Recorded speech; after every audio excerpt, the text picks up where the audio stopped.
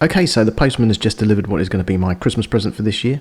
But as you do, before handing it over to Santa's little helper, I just wanted to unbox it and check that it's all okay, and make sure that it's working. So I thought I'd make an unboxing video of it and share it with all of you.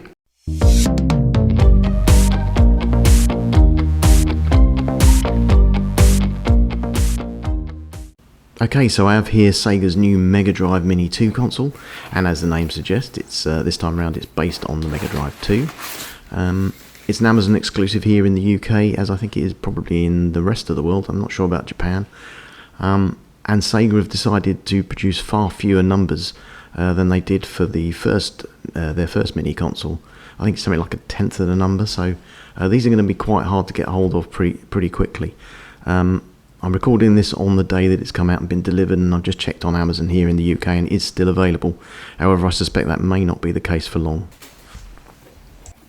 So, taking this out of the box, the first thing that strikes you is the small size of the packaging of this thing. It is really small compared to some of the other mini consoles I've seen. So let's compare it to the SNES mini console here, and you can see that that's a lot bigger, although I guess the thing to take into consideration is that the Nintendo comes with 2 controllers as opposed to the Mega Drive, which only comes with 1.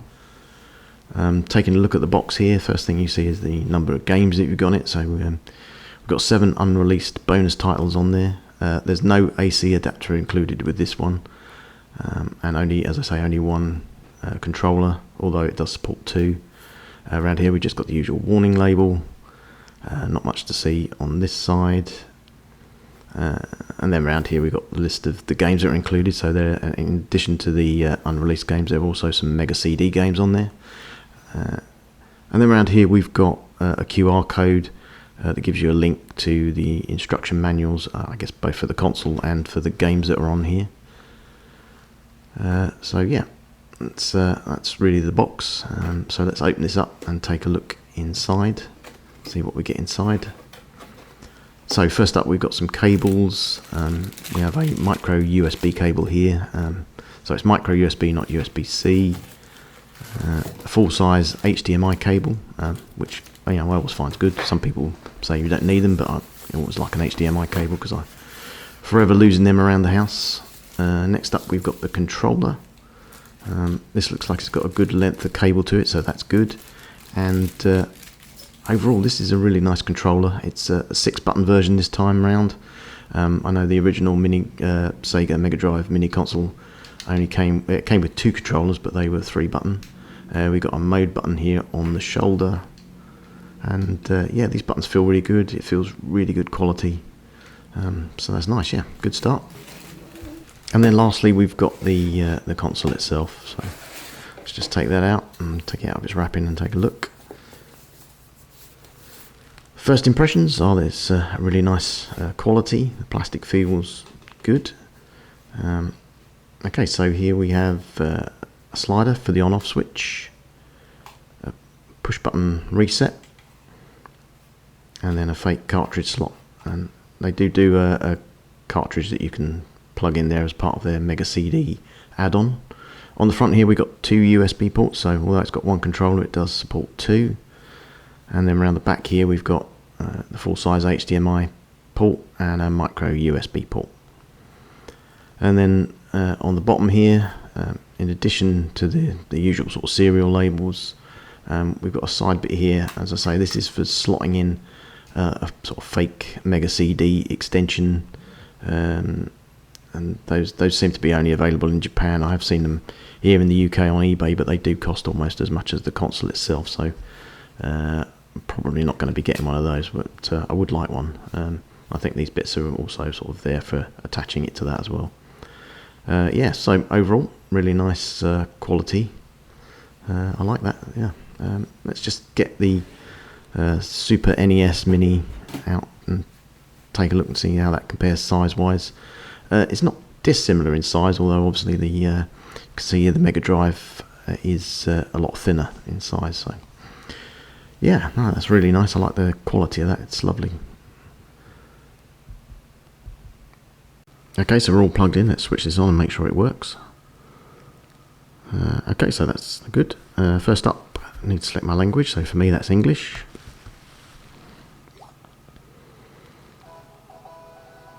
Takes us straight into a list of games. We seem to be able to toggle the display here. What does that do? Okay, so that just toggles between two different sets of displays. So this one looks like it shows us all the games in one screen. Going back, there doesn't appear to be any way of sorting these games, so no way of sort of splitting them into Mega CD games and normal games. Let's go to settings. So please read this before playing, so that's the usual health warning, and again that QR code so we can get to our manuals. And it's also got the link there if you don't want to use QR codes. Languages again, when we selected that, so no need to do that again. Game settings, so we've got screen settings. Looks like we can select between normal aspect ratio and 16:9. Leave it at the normal one for a minute. Wallpaper settings, so if you have that, instead of having the black bars at the side, you can have different wallpapers by the look of it. Okay, pretty much the same as other mini consoles.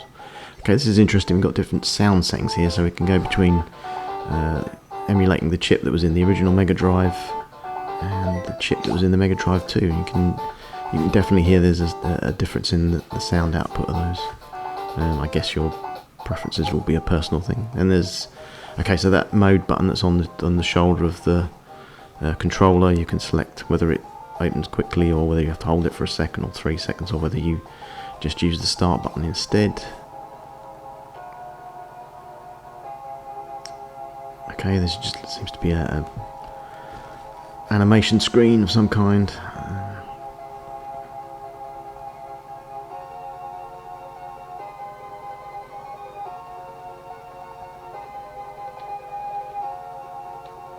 Okay, well, that was nice, but Linguinitis, I think we'll give that a miss. Yep, that seems to be all the settings that you've got in there. So let's try out one of the games. So let's try Afterburner 2. Okay, you can also get to the different games by going left and right as well. Okay, so let's select the game start.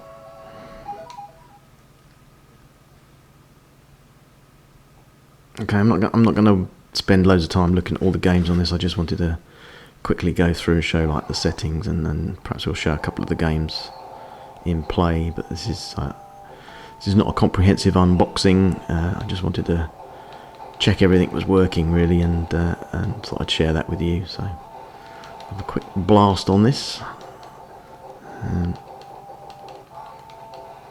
As you can see, it's very smooth, so no problems there. So hopefully that'll be the same for all the games on here. And I've crashed and burned already. Okay, so clicking the mode button, that brings up this system menu. So that's the mode button on the side here on the shoulder. Brings up a system menu where you can got save slots, and I guess that's where you quit the game as well. So let's come out of that and try another game.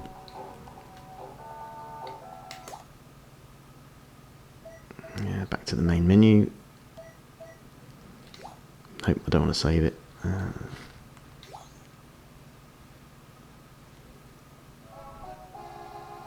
And let's just have a go at Desert Strike. So that was one of the games. I never had a Mega Drive back in the day, but I know a friend of mine did, and this is one of the games we used to play on that. I do remember playing Desert Strike. It's a pretty good game from what I can remember.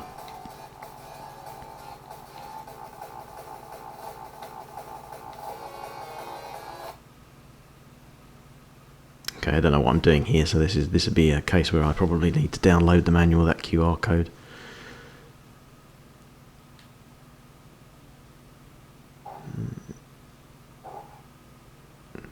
Oh, I seem to have taken off, but then bumped off the carrier there. So let's get. I'm going to try and find some desert. Okay, my weapons are on. That's good.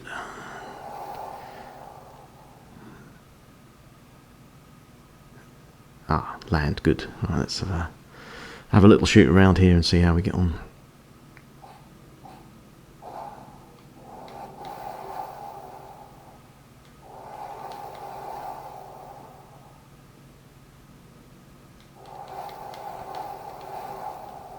Okay, one thing here is I'm playing in that normal aspect ratio, so you've got your wallpapers around the edge. Perhaps we'll just go in and change that to the full screen. So back into game settings, swap that over, and now you can see what that looks like in comparison to full screen. Actually, it looks pretty good as well, so yeah, that's good. So a quick little blast around with that.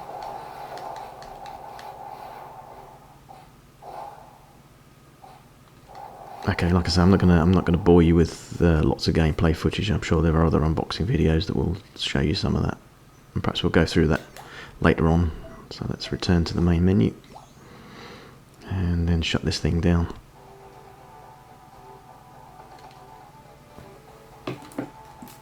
Switch off, and apparently that's Sega's offices in Tokyo. Well, that's it for this episode. I'm going to package this all back up now and put it away until Christmas. As I say, it was just a quick unboxing. I just wanted to take it out and test it out, make sure everything was okay with it, and I thought I'd share that with you. Hope you enjoyed it. If you did, then let me know by liking it with a big thumbs up. If you're new to the channel, you haven't done so already, please help support it by hitting that subscribe button. Don't forget to click on the bell icon so that you'll get notified when I upload new content to the channel. However, that's it for now, so you know, wherever you are, stay safe, keep well, and I look forward to seeing you on the next episode of Retro Now.